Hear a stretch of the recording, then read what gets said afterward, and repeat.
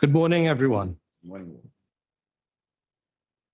Welcome, everyone, both in person and online, to this special sitting of the Court of Appeal being held on the early retirement, I hasten to add, of our brother and friend, Justice of Appeal Vasheist Kokaram. We especially welcome those on the live stream as we look to promote greater open access to the public. We received the news of Justice Kokaram's retirement feeling a bundle of emotions. We are happy that Justice Kokaram has the opportunity to spread his wings, as it were, to the Northern Caribbean and beyond. But we will miss him dearly as a friend, colleague, jurist, and as a judge who has contributed to the judiciary and the country in many remarkable ways. Our gathering today is the least we can do to pay tribute to him. Justice Kokaram joined the permanent High Court bench in 2009 and the Court of Appeal in 2020. He has written many erudite judgments. He is known for his boldness and creativity in his reasoning. Many of his outstanding judgments begin with poetry or prose, some with quotations from relevant calypsos and songs that we know. His writings have reflected a Caribbean perspective. His judgments are confident, and he is not afraid to bring principles of therapeutic justice into the mainstream. His judgments are well supported and cover a variety of subjects, from commercial law to public law and professional ethics. They demonstrate depth of research and thought, and many of his judgments are quoted in other cases and indeed in classrooms. My wife, who teaches at the law school, has remarked to me more than once, "Why don't you write judgments on ethics like Justice Kokaram?" She finds so much in them to quote to her students. Apparently, less in mine. His judgments are, however, but one facet of his contribution to the profession and judicial landscape. He is the foremost exponent, perhaps in the region, of peace jurisprudence, of the role of mediation in the resolution of disputes between parties who appear before the courts. He has done so many judicial settlement conferences and brought so many parties together that it is no exaggeration to call him the peace judge, the mediation judge.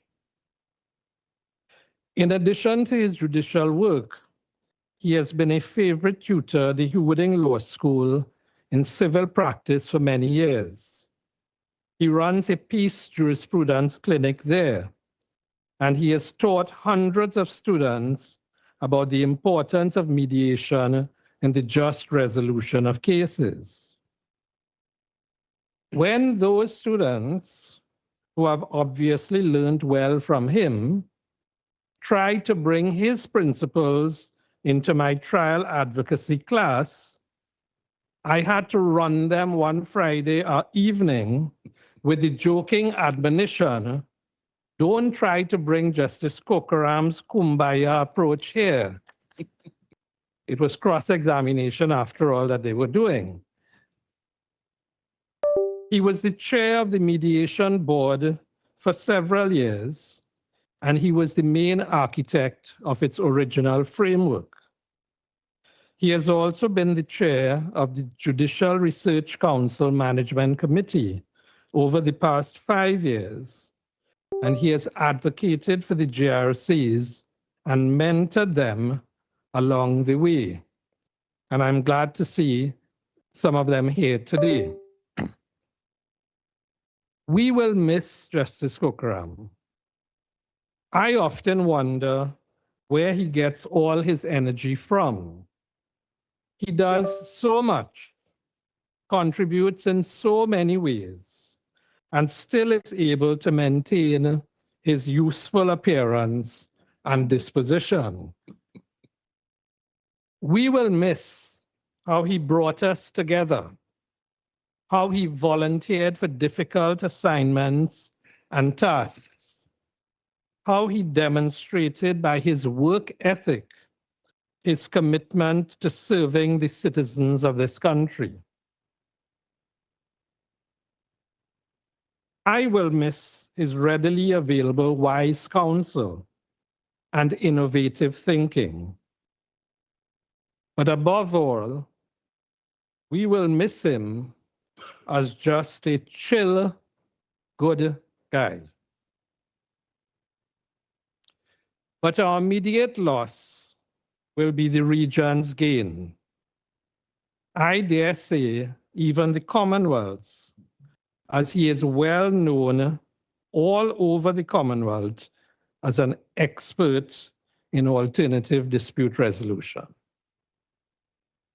He has so much still to do, and I am confident that he will continue to find myriad ways to serve the judiciary and the wider public of Trinidad and Tobago. On behalf of the judiciary of Trinidad and Tobago, I place on record our deepest gratitude to Justice of Appeal Kokaram for his service, enthusiasm, and commitment to fairness and justice. We also thank his wife, Justice Margaret Mohammed, and his family for sharing him with us. We wish him every success in the years to come, and we look forward to the continued collaboration on projects that he has graciously promised and which we are all too keen to embrace.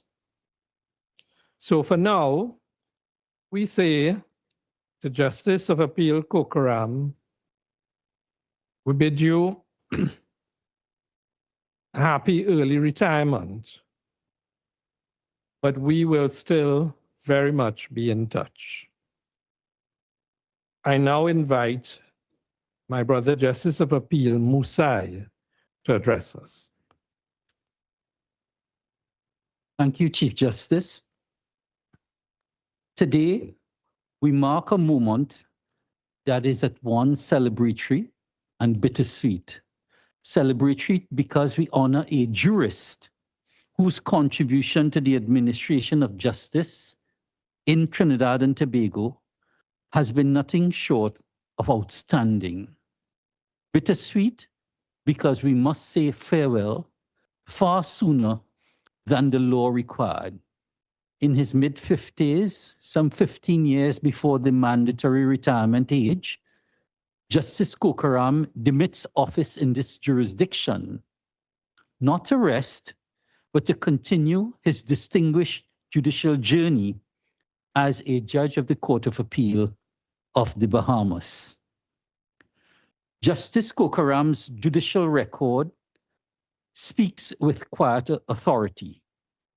Over approximately 10 years in the High Court and some 6 years in the Court of Appeal, he has demonstrated the rare combination of intellectual rigor, practical wisdom, and deep humanity that marks the truly great judge. His judgments are not merely technically sound. They are infused with a sensitivity to the lived realities of the people whom the law ultimately serves. But excellence of that caliber seldom appears in isolation.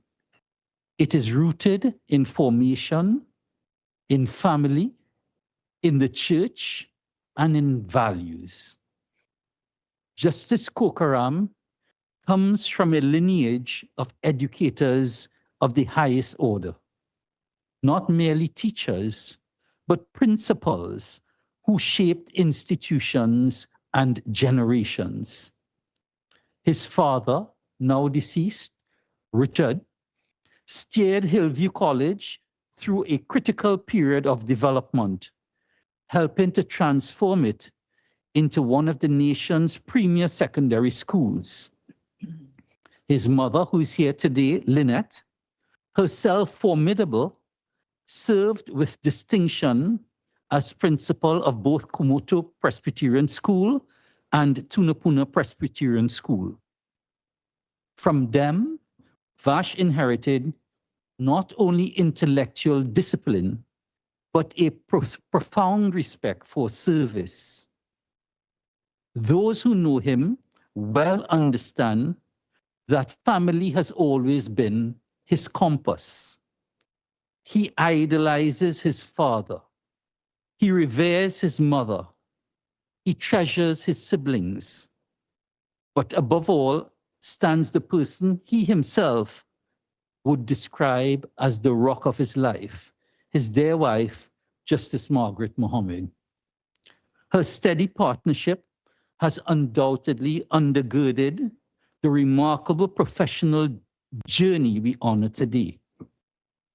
Of course, no portrait of Justice Kokaram would be complete without mention of cricket. His passion for the game is legendary. The Kokaram family touring team has achieved near mythical status. Their appearances at FEC matches were less sporting fixtures and more grand family convocations. Sons, cousins, uncles, brothers, and in earlier days, his father, all turning out in spirited fellowship. Nor has, and you'll excuse me if I refer to him in this part, nor has Vash been merely a spectator. He represented the Trinidad national lawyers cricket team and traveled with the West Indies lawyers team to compete in Lawyers World Cup cricket tournaments, with permission, of course, of the judiciary. Now, in this regard, and speaking of his prowess as a cricketer, which I might add is debatable and even contentious, one might borrow, slightly adapted, the immortal words of C.L.R. James. What does Vash know of cricket? Only Vash knows. Yet even that sporting enthusiasm pales beside his commitment to the law and to legal education. Following in his parents' footsteps, Justice Kokaram has given generously of his time to the Hugh Wooding Law School, helping to shape the next generation of Caribbean lawyers. Many who now appear before this court carry the imprint of his teaching. Within the judiciary itself, his institutional contributions have been equally significant.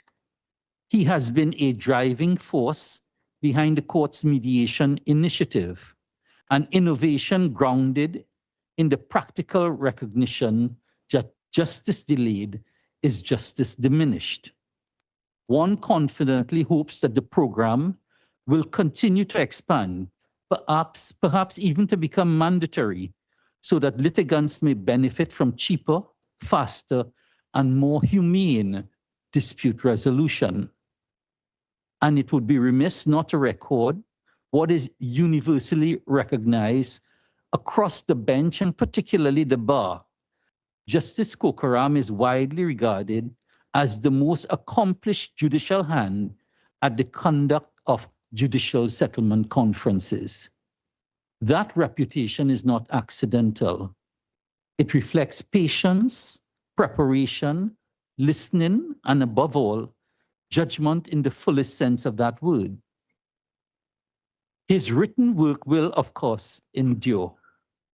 The opening passage of his judgment in the recently delivered judgment of Ramai versus the Attorney General has already taken its place among the memorable judicial expressions of our region. His reminder in analyzing the constitutional right to freedom of expression, that, and I quote, voice is the heartbeat of our Caribbean democracies, captures in characteristically eloquent prose the philosophy, poetry, and the principle that have come to define his judicial style. You will forgive me, it bears repetition. Voice, and I quote, voice is the heartbeat of our Caribbean democracies. Voice releases the soul.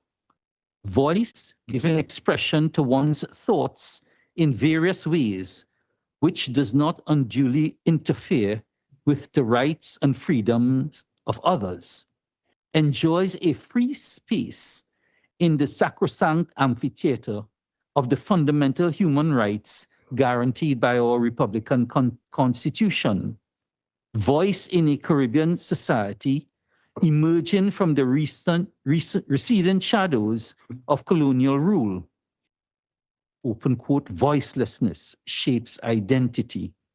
That freedom to publicly express one's opinion, needs, desires, goals, recognized in our Constitution as a fundamental right of thought and expression, is not a gift, but a cherished, recognized birthright. Given voice within the contours of respect for the rights of others and having it heard. Given life to the inclusivity in democratic life, the opportunity to assimilate that voice with the shared goals of a future for our people, a satisfaction of our sense of interconnection and belonging in our own governance. So then, if we have no voice, we are robbed of our dignity, close quote. Let's hope the apex court upholds our decision. So while today we express genuine regret at his departure from this court, we do so with pride rather than sorrow. The Caribbean is one legal family. The Bahamas' gain is in truth a regional investment. Given Justice Kokaram's relentless passion for justice, his intellectual clarity, and his deep Caribbean sensibility, there can be little doubt that he will continue to make an outstanding contribution to Caribbean jurisprudence. Justice Kokaram, your colleagues on this bench, the members of the bar, and the wider legal community will miss you greatly. But we send you onward with admiration, with gratitude, and with every confidence that the next chapter of your judicial service will be as distinguished as the last. May your pen remain sharp, your wisdom continue to deepen, and, when time permits, that your cricket bat still finds the middle, or at least a thick outside edge. We wish you fair winds and following seas in the Bahamas. Thank you. Thank you, Justice of Appeal Musai. I would like to invite Mr. Elton Prescott, Senior Counsel, to address us on behalf of the bar. Hello, ladies and gentlemen, and you permit me to say, Honourable Justice of Appeal Kokaram, I appreciate the opportunity. I appreciate the opportunity presented to me to speak. The brief did not suggest I was to speak on behalf of the bar. So, and I'm grateful because I'm going to make some very personal observations which I hope will be tasteful and might be recorded somewhere. I have a personal apology to make. I generally, people don't know, ad-lib, so that even when I'm on my legs in court, my best submissions are prepared on my legs. No. But this was a particularly emotional assignment. So I have managed to put some things in writing. The brief said 10 to 12 minutes. I will not do 12. I will not do 12. May I also depart from the prepared text to say that I thought Justice Apapi Musai was using the proper name of a bard in Trinidad and Tobago a moment ago. But it doesn't appear to me that you were speaking about voice. Because if you were, you may know by now that others had marshaled their forces to outstrip him at the polls. Some of us who love the carnival and the road march think that he was give him a bad deal. He could have fought better. But I won't persist with that. Within recent times, Justice Kokaram reminded me in casual conversation that he had once refused to work with me.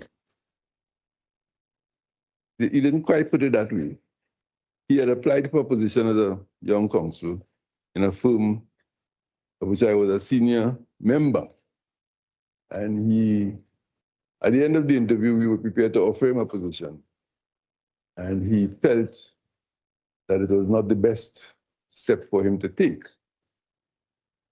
I learned subsequently that it was really me. So he said, no, I'm not coming. And then it was really me when he changed his mind. And from that time on until now, we have established a very, very close, I like to say, affinity for each other. And it has to do primarily with his disposition. It's a personality that is never overwhelming, but it eventually grows on you to the point where you feel that you must look around to see if he's close by, because you begin to develop some of his characteristics, some of his traits. Nobody sees it in me, but I know that I have changed. I know that I have changed over the years. So that I start by wishing Justice Kokaram exceeding success in whatever he may do in the very near future. And exceedingly great success, more than he has achieved here. From listening to yourself and the Chief Justice, the Honourable Chief Justice this morning, I know that he has impressed his personality, his wisdom, and his style on the bench. And may I say the bar is all the more rich for his contributions. I met a young lawyer recently who spoke of him in terms that I thought were too personal. She thought he was the best, and she didn't mean best, judge on the bench. So I said, really, yeah. God never thought of him that way. And then she said, when she was finished with her description, she was very effusive. I thought I would do her a favor. So I introduced him to her at the last Lord dinner. At the dinner. And she almost passed out. Justice Kokaram, you don't know what you've done. I don't know what you've done. And I hope Justice Mohammed, if she knows, will continue to keep it to herself. But you've done exceedingly well from the time we got to know you up till now. In order to make any sense of what I am about to say, Chief Justice, I hope you permit me to read some of what I have written and occasionally to stray from the text.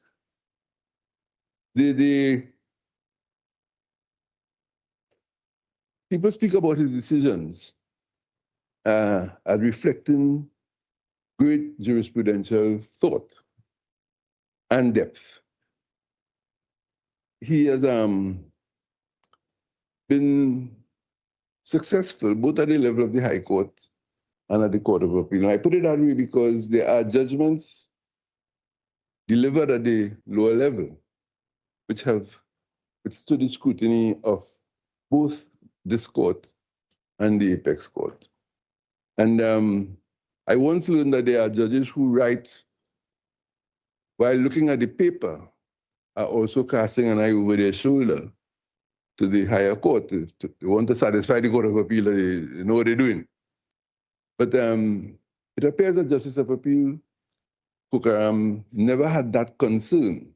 He was bold. He was able to marshal his thoughts in a way that said to him, so what if I am wrong? It only means that some other person has a different view.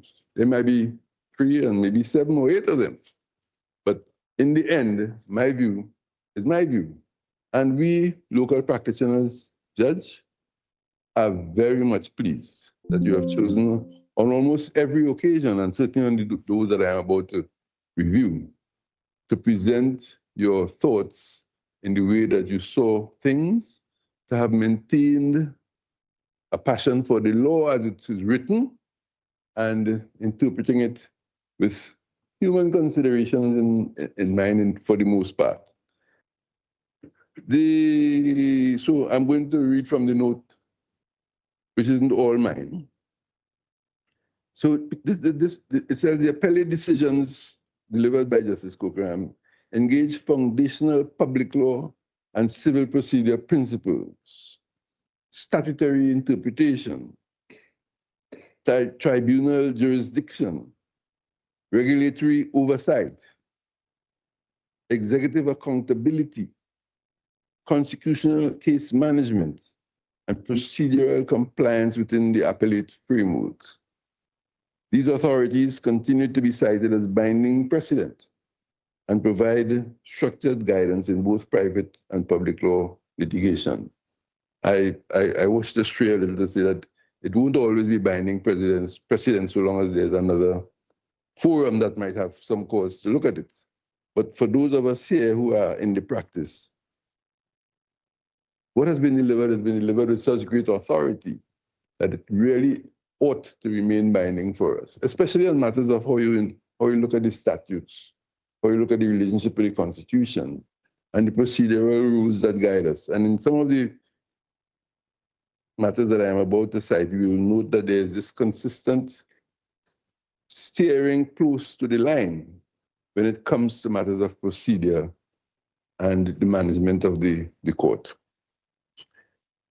The Court of Appeal, therefore, has demonstrated that even as a puny judge, Justice Kokaram was adherent to orthodox principles and understood the value of establishing a framework for practitioners in their relationship with the law. I have chosen to cite some of the judgments delivered. Some most people would be familiar with because they were publicly discussed, and some because they really do tell us something. One of them is Civil Appeal 2023-02520, the Public Services Association against the Special Tribunal and the Chief Personnel Officer, which addressed the statutory limits of the Special Tribunal's authority under the Civil Service Act. The tribunal had awarded salary and allowances for periods not formally referred to it. In delivering the judgment of the court, Justice of Appeal Kokaram held that a statutory tribunal cannot enlarge the scope of a dispute beyond what has been formally referred pursuant to its enabling legislation. Any such expansion is ultra vires. Well, not every lawyer knows that. The industrial court, however, the tribunal, is comprised not only of lawyers, so that one may be one may have forgiven them. But this was a salutary reminder that you have to stick within the boundaries of the legislation. So the judgment reaffirms core public law principles that statutory bodies derive jurisdiction strictly from their enabling act, that legislative delegation does not permit an implied enlargement of subject matter jurisdiction, and that procedural fairness includes adherence to the statutory referral framework.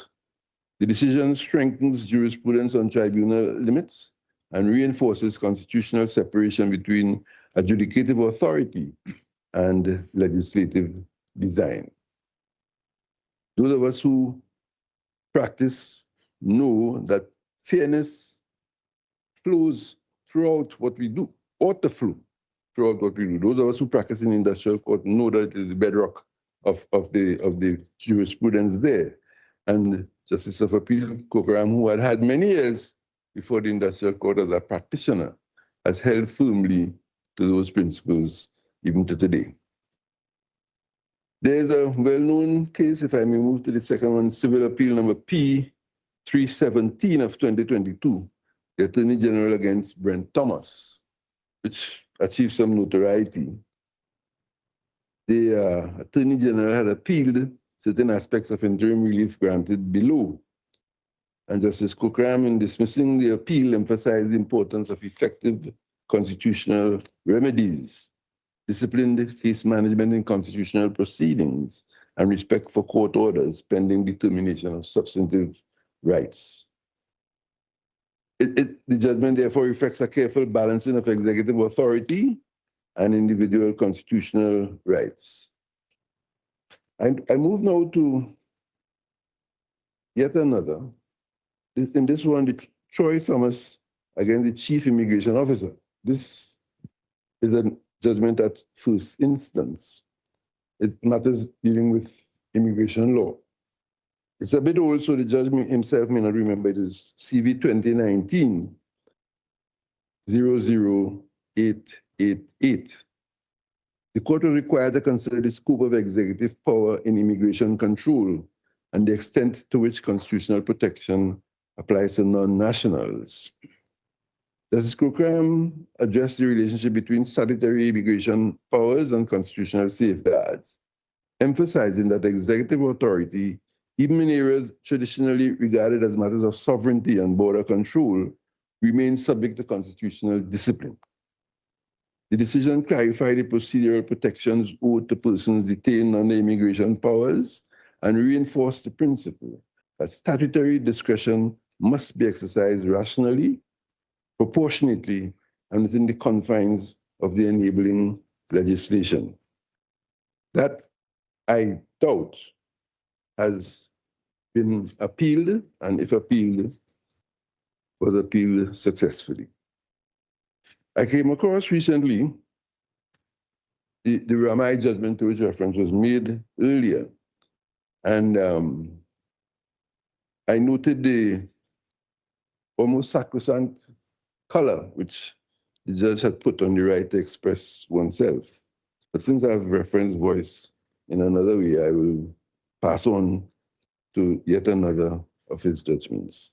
This one, I think, is pivotal, and it's a matter of Robert Gormandy and others against the Trinidad and Tobago housing development, in which he gave us a treatise on adverse possession and the onus on the proponent of adverse possession to prove his case. This is Civil Appeal number S375 of 2018. Although most people think I am a retired lawyer, it's not quite true. I am actually engaged in a matter dealing with adverse possession now.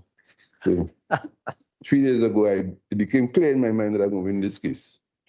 Because the judge said it all for me, and he said he analyzed the factual possession and intention to possess required for establishing adverse possession under the Real Property Limitation Act, and it provided guidance on the legal principles applicable to the onus of proof, the acts of possession, identifying the boundaries and limitations on the sufficiency of such acts. When you read Gorman, you will see that this was the typical Trinidad and Tobago setting. A man saw some land sitting fallow. He went out, began to cultivate it, made some money out of it, and while he was so engaged, another one next door decided, well, I'd like to buy that because he's doing well. And together they arranged something and he bought it. And then some years later, the Housing Development Corporation, typical of Trinidad and Tobago, stepped forward and said, oh, that's ours. And the matter became an issue in court. And only to discover that, and I imagine the cultivator didn't have that to think about. He was just working the land. He thought it was 3 acres. And the court's mind went to, well, where is this 3 acres? And when it was surveyed and measured, it turned out to be some, we have a modern word for it, hectares, but it was in excess of 3. So the government started off with a disadvantage because he couldn't say exactly what he was claiming was his own. I mean, he could have pointed to some cocoa trees and some cassava and things, but you have to identify boundaries. So thank you very much, Justice Kokaram. I now stand on a better footing when I present in that other case I am thinking of, which is going to be late this year. I hope I don't come across anything different between now, between now and then. But it is a salutary judgment. It is very clear and very concise in its directives to attorneys and the claimant and the lay claimant as to what is required before you come to court. This one I remember quite well, Roger Carrington and the University of Trinidad and Tobago, CV 2016 03482, because I know Carrington, and he had been removed from a position at the UTT, I think it was. And the question that arose is whether you should, in modifying express terms in a contract of employment, ignore the implied terms that are part and parcel of industrial relations. It was an industrial court matter. But nonetheless, in employment law, there are general obligations of trust and confidence and acting in good faith, which are the bedrock of contracts of employment. And this court was able to speak to those core principles and provide a judgment that will guide us in the future. If you will permit me 1 and maybe 2 references, I can't remember what time I started, but I'm sure it's close to 10 minutes. Do you remember? 9:27. May I be permitted to continue a bit longer? Thank you very much. Yeah. Jason Jones. Once again, Carrington was something I knew. Jones was something I knew about also. The judge below had leaned towards the guiding law as not satisfying all the characteristics of existing law and therefore immune from constitutional scrutiny. Justice of Appeal Kokaram was part of a panel alongside Justices of Appeal Barrow and Pemberton that went around that and said, no, let's not focus on the existing law principles. It says the laws which targeted homosexuals were very disproportionate, infringed fundamental rights, and served no legitimate public interest. The court ordered that the offending provisions be disapplied as they relate to consenting adults. And the previous law be substituted for the unconstitutional sections so that the Jason Jones, until now, has been proven right and is allowed to continue in whatever practices he now engages in. I take that attitude because when I appeared in the court below, I was against him. Okay, so one more? Yes. This is the matter of More FM radio station against Junior Sammy in defamation. The certain statements were made about Junior Sammy, a name we know well, and its companies during a live radio broadcast. The Court of Appeal held that such broadcasts, by the way, the panel was Justice Kokaram, Holdip, and Brown and Twine. They held that such broadcasts, when recorded and widely disseminated, including via the internet and station servers, have a sufficient degree of permanence to be treated as libel rather than slander. The court found that More FM was liable for the defamatory statements, even though the hosts were independent contractors, because the station provided the platform and had knowledge of the broadcasts. And the court upheld the trial judge's award of substantial damages. I am inclined to agree that our radio stations need to be very cautious. There's a matter that I heard of regarding a sport broadcaster who took the same line, that the people who call in who saying these things, and therefore it's not me. And I imagine that the Court of Appeal or any court that deals with such matters would take this, would adhere to the same line that Justice of Appeal Kokaram had used. In wrapping up, may I congratulate you, Judge, on what you have brought to the Court of Appeal in a personal way, in that anybody who sits in a judicial settlement conference with you is likely to, depending on which side he's on, be very annoyed with the way you tend to try and find some middle ground. Practitioners are in battle. We don't come to you expecting anybody to tell us pull out the white flag. Invariably, you persuade the combatants that there is indeed a middle ground. And you do it with such ease that even I have walked away saying, this fellow know what he's doing. And forgive me the language that I use, but you really know it. You really know what you would do. I am the beneficiary of some of your work, both there and in other places, and I know that that style didn't come from the bar. It didn't come from your practice in the firm of which I had spoken, but it probably came from either your religious practices or your home or both. And since your mother is here, I make bold to say it came from home. It came from home. And they've done an excellent job. I cannot join with the Honourable Chief Justice in attributing that success to Justice Mohammed, and that's because her work is not yet finished. But the day may come, and others will speak about it, and I hope she will refuse an invitation to reply. For me, on a personal level, I am astonished at how well you've done. That is not the derogatory approach.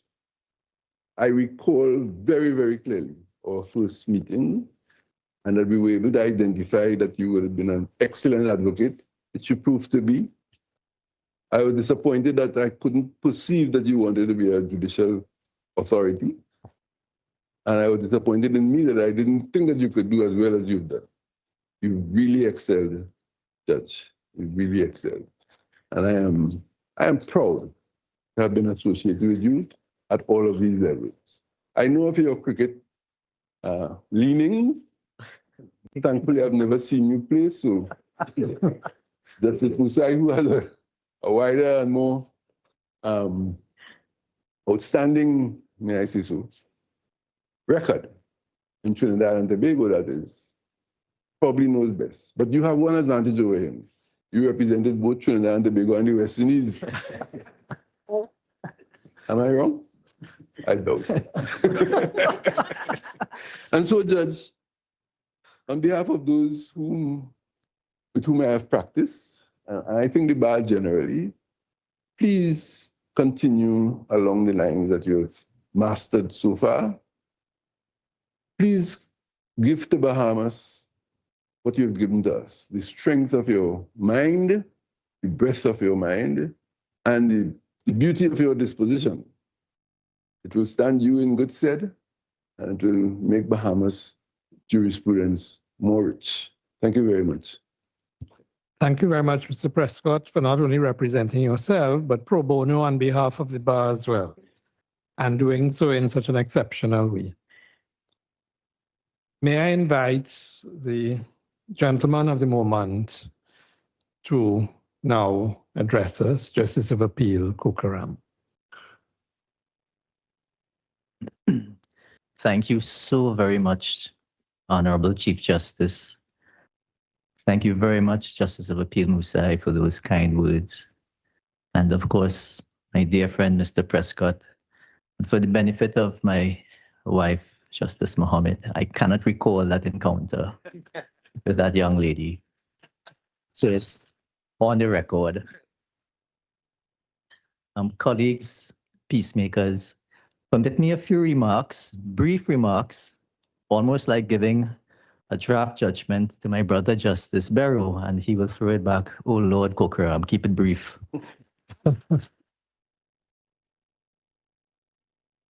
I received a message from a senior counsel this week. He said, retiring boy, I didn't know you're so old. Where you going? As also my other colleagues have expressed some measure of shock. Other attorneys, I suspect, perhaps expressed sighs of relief that I will not be pressuring them to settle their briefs or go to mediation at the risk of an adverse court order. I apologize to you for that trauma. If I may, Justice of Appeal Musa, use that analogy of cricket. There is now a new phenomena of the super sub, so that you can retire and others will simply take your place. But in the old days when we played, and I do recall playing a match or two with the Honourable Justice of Appeal Musai, and it may have been with my father's team, perhaps in Faizabad, that I was at the crease, batting, and I felt I was in my element. Bat and pad close together, the consummate, perfect textbook position to every shot. But the spectators, truth be told, were bored. And someone even asked in the pavilion, are we playing for runs? The scoreboard was far from ticking over. It was dripping slowly. But I thought I was doing a pretty good job. When my captain, I don't know whether it's Justice or Appeal Musai, signaled to me to get back to the pavilion. In those days, you can either do two things, either feign an injury or run yourself out. I feigned fatigue in the midday heat and went back to the pavilion. But I stayed with my pads and my helmet on until the last man fell and went back to bat. I can't say I scored the winning runs, but as they say, the game of cricket is the real winner. We are not bigger than the game. So to retire midstream in an innings, so to speak, is not really a novelty. And it would appear, Chief Justice, that I am being waved across to another pitch. But truthfully, if I'm allowed just a bit to stretch the analogy of law and cricket a little longer, it was a lawyer on our lawyers' cricket team at the Oval who effectively retired me from the game when they all shouted in unison with mischievous delight, "Judge, dive behind the ball." This was at the boundary rope. I obliged, seduced no doubt by the advocate's persuasive argument, and I dislocated my shoulder that Saturday night. But I had it put back together that same evening under the careful supervision of my sister, and then only to continue to preside in a high-profile public law case on the Monday morning with an arm in a sling to face the barrage of bouncers from Fayed Hussein, senior counsel, Yorkers from Mr. Mendez, in-swingers from Mr. Amor, and some devious googlies by Mr. Benjamin. And sitting in pain is perhaps par for the course for all of us judges who make great sacrifices to get the work done, to solve serious conflict in our society, and sometimes at the risk of our own health. So maybe, Chief, I'm probably retiring hurt after all. But I graciously thank you, Chief Justice, for this very kind gesture in convening this special sitting and for others to follow. And I'll return to my Chief in a moment. I thank you all for coming I am deeply moved and overwhelmed by the outpouring of love. And I thank everyone for the tributes that I've just received. It's truly appreciated. And maybe it was a good thing that we delayed the announcement as the well wishes came suddenly, I think yesterday, and it was a very, very emotional time. And I recall how truly grateful I am to have shared a deep relationship with everyone. I enjoyed that special relationship I had with my colleagues on the bench and with the members of the profession, both as a young lawyer and as a judge. You all are yourselves shining beacons in the Caribbean, batting very strongly on any wicket, and your scores reverberate throughout the many Caribbean pavilions. Writing judgments are only made easier through your well-researched points and skilled advocacy as attorneys. We judges don't create issues, we adjudicate on the social issues that you bring to us. Our work is meaningless without you. And for this, I am always learning from you. I applaud you, and I encourage you to continue to think, to interrogate, to recreate your vision of the meaning of law and the human condition. In the development of law, we depend on you, attorneys, your intuitions and your flashes of insight. Cardozo once mentioned that the great historians had no need to wait for experiment and the research of psychologists. The psychology they used is that of daily life, the knowledge of the common person, the experience of life, coupled with the insight of the genius and the poet. This psychology of intuitive understanding is what makes a great lawyer, leading you all to dissect and scrutinize social facts underlying common human conflict. And the very same is true for judges. And some of our judges in our court, there is a touch and quality that makes us a poet. Now, I couldn't resist here quoting from my brother, Justice Abood, with whom I joined the judiciary as an acting judge in 2006, who is an accomplished poet. And in one of his poems, I quote, "Taking shoes off is much like pulling down statues of dead dictators. My bare feet are the new government." End of quote. It is that intuition to be guided by the common touch, to make our justice real, relatable, human, humane. Our bare feet are the new government, not cribbed by too much law. A guiding mantra to all of us to introspect on our work in the law as a healing profession. How can our judging, how can our lawyering be more humane and more human? The search for the humanist judge and the humanist lawyer is something that Justice Krishna Iyer had mentioned should be one of our ambitions, to realize a system of justice that is socially sensitive, to empower disputants to regain autonomy over joint futures, and by so doing, building trust in our institutions of peace. In a text that I usually reference with my law students, entitled "Life Without Lawyers," written by Philip Howard. I suppose there's a book, Life Without Judges, too, but I haven't found it. He says, law is supposed to be a structure that promotes our freedom. It does this by setting boundaries that define an open field of freedom. Instead, law has moved in on daily life, becoming the arbiter of potentially every disagreement in a free society. We've asked the law to do too much. Trying to enforce fairness in daily relations is not freedom. It's a form of utopia that predictably degenerates into swallowing demands of me, me, me.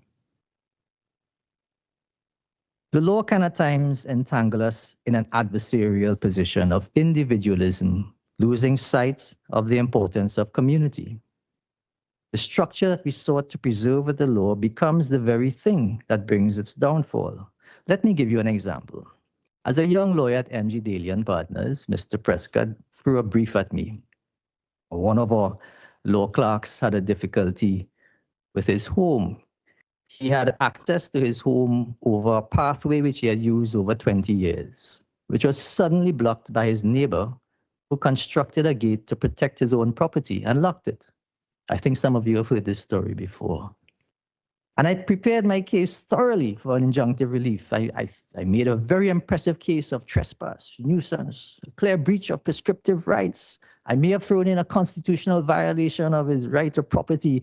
I demonized the neighbor for the sake of getting the victory, rubbishing any claims that the neighbor may have, and demonstrate clearly that injunctive relief was needed to tear down that gate, as they would say, tear down the Berlin Wall.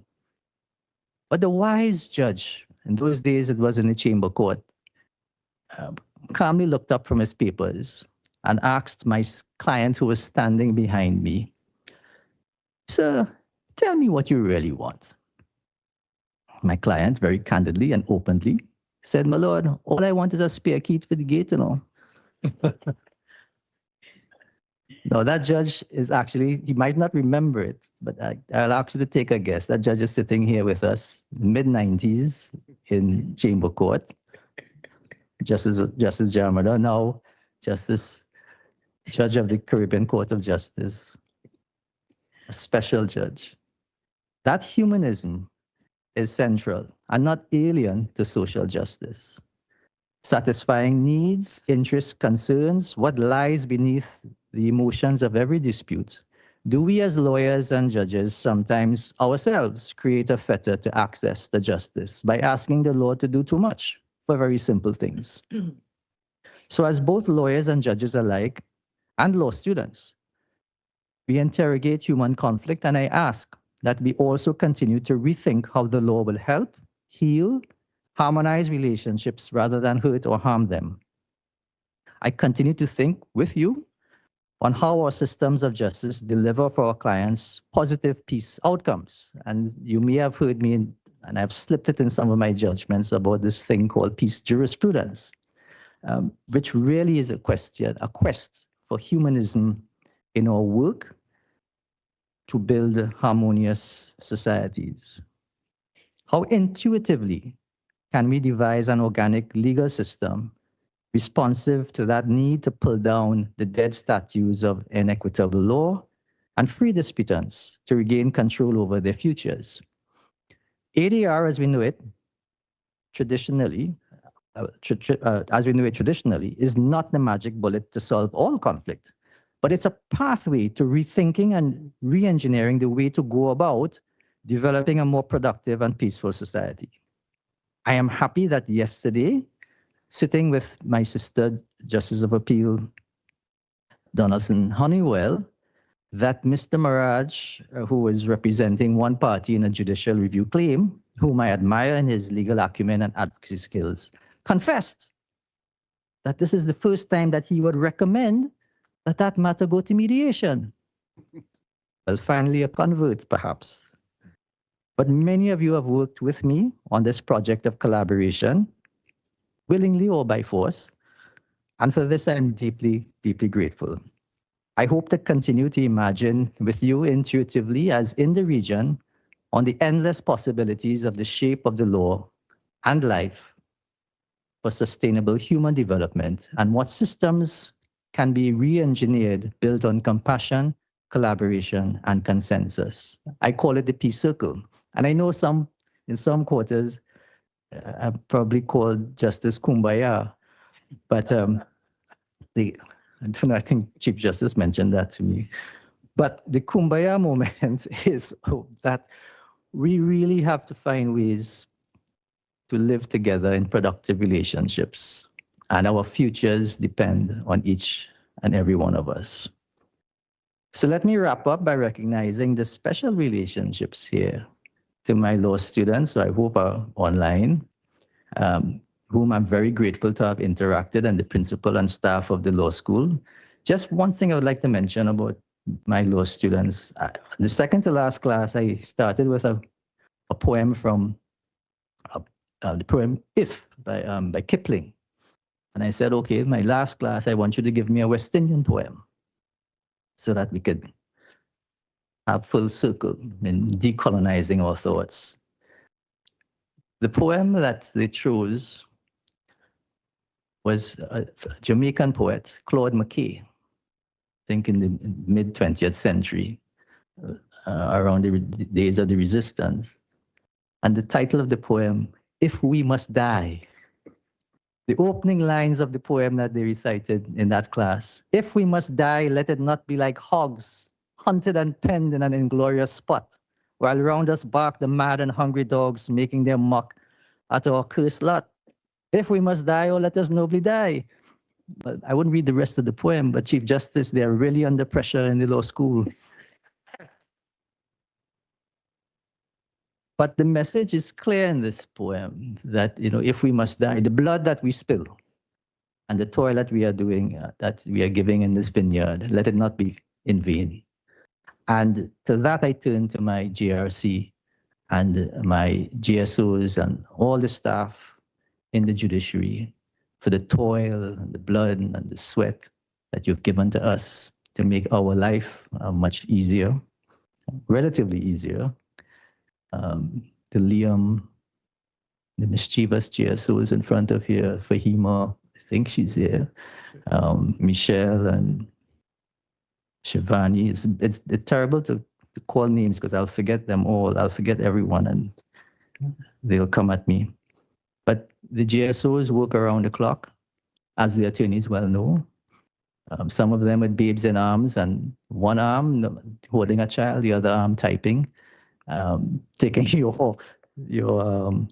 phone calls and censoring the language used on the phone calls for us.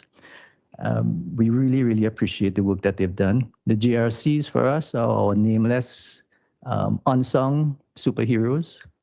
And I wish that you continue your dedication and your professionalism as young lawyers and keep reimagining what you can be in this life. All the words of wisdom from my mentors in law, the advice on the bench. On advice on the bench, I remember Mr. Mendez in my first few weeks, he told me, stop smiling so much. Martin would have told me, just make a decision. Mr. Prescott, well, this is what, as an attorney, not as a judge, maybe it applies as a judge. He told me, as an attorney, know when to stay quiet. So I may not have taken that advice as a judge. To our dedicated district judges and magistrates and registrars who are working tirelessly to deliver justice, I'm very, very grateful. Our dedicated colleagues, judges on the High Court bench, and to my colleagues on the Court of Appeal bench, it was an absolute pleasure to have worked with each and every one of you.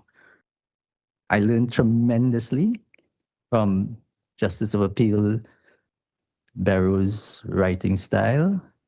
And I could go on with Justice Barrow, to be quite frank. I remember having to write 3 different drafts of Justice of Appeal Barrow with different sides of the coin. But I enjoyed it. I enjoy his picong. This is in no particular order, please. I enjoyed, of course, Justice of Appeal Aboud's poetic wit, our Chief Justice's simplicity, clarity, the wisdom of Justice Appeal Mendonça, who is also retired, the very kind words of Justice Appeal Suhon, who is also retired, and my big sister, Justice Appeal Dean Amara. When things are tough, they come and they whisper something in your ear, you keep going. That's where the energy comes from. The brilliance of our Justice Appeal Mohammed Mark, steadfast calmness of Justice Appeal Henderson. I like to call him, well, he has a swagger that keeps you when we have retreats and they say casual, he comes in with his little sports jacket, which really takes us. Jeff, you're really good.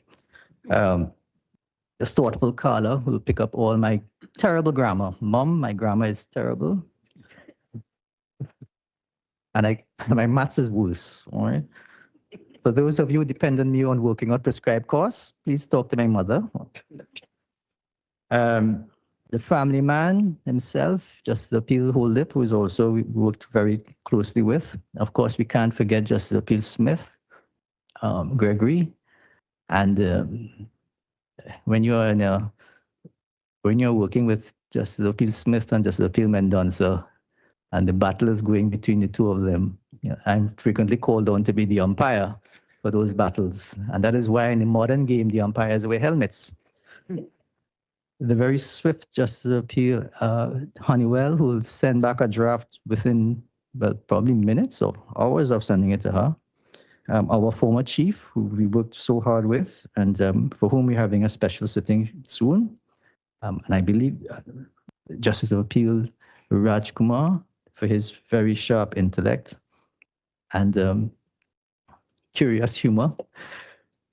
Our captain on the field, in the cricket field, Justice of Appeal Musai, who taught me about having a steady hand in court and never being shaken by the submissions that we may get from advocates who will try to throw you off. Always keep your eye on the ball. The keen eye of Justice Appeal Pemberton and her dedication to her work to resolve disputes and her very, very high demand for professionalism and aptitude from all our attorneys. And I believe one more, the vivacious, energetic, never say die attitude of Justice Appeal Lucky. Chief, I got everybody, right? I think. Oh, I missed.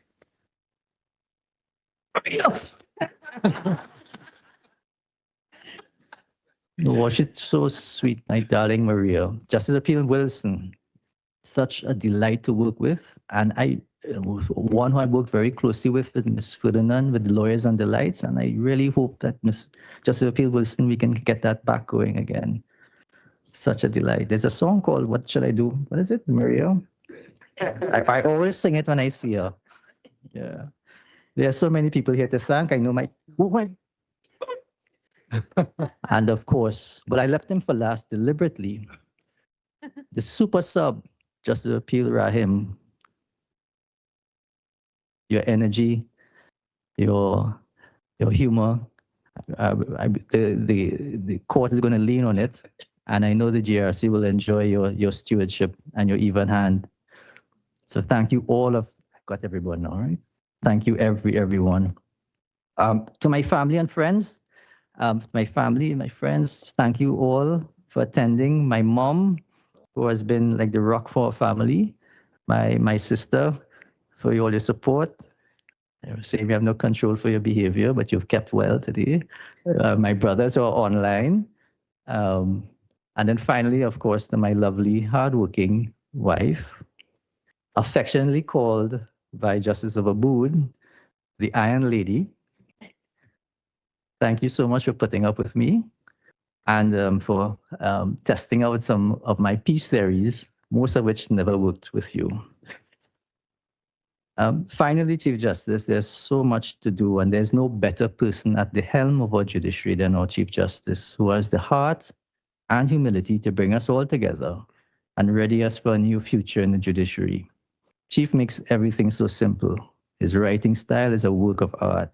In contradiction to some of my sentences, I might reread what I've said written, and I would probably ask, what did I actually say? But Chiefs is an exercise of simplicity honed over years of practice. And I know that his passion is that to make the law real and relatable. And that is what dispute resolution should be about. And that is what we as expert dispute resolvers are tasked to do. And I look forward to all of your initiatives, Chief, for the judiciary. I'm happy that you are there at the helm to lead this new team out onto the pitch under the one Caribbean sun. So, Chief Justice, colleagues, I still have my pads on, my helmet is on, my bat is in hand. Whenever you need me, I'm here to help continue build our innings together here and for our region. Thank you, everyone. Thank you very much, Justice of Appeal Kokaram. And might I invite us to do something a little unorthodox and to show our tribute to Justice Kokaram by a loud round of applause.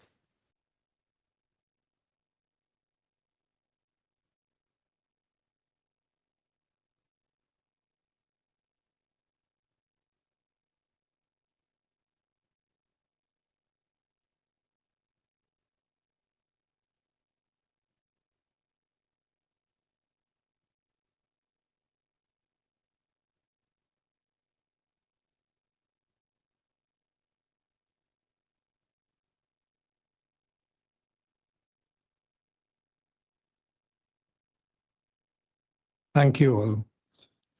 Please take your seat. I wish to thank everyone for attending this special sitting this morning. I was just checking my phone, and in addition to the attendees here, we've had over 225 persons viewing the online stream, so that this is a way in which the courts can be accessible to other attorneys and the public as well.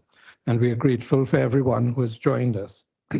I wish to thank the registrar, the CA, the staff of my secretariat, and all others who have contributed to today's event, all our staff at the front, our JSOs and orderlies, and everyone who has put all of the arrangements together. So I thank them most sincerely.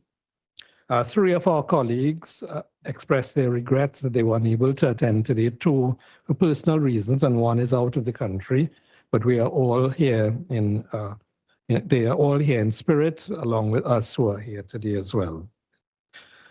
I wish to direct that a transcript of today's proceedings be prepared and that a copy of same be issued to Justice of Appeal Kokaram for his records. If there's nothing further, colleagues, I will make an order that court is adjourned, and I wish you all a good remainder of the day. We will now adjourn.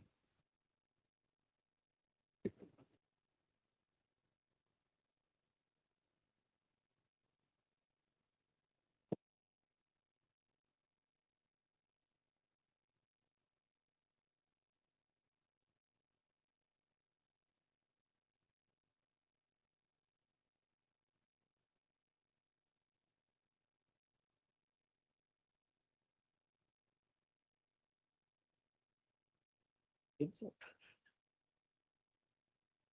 of use.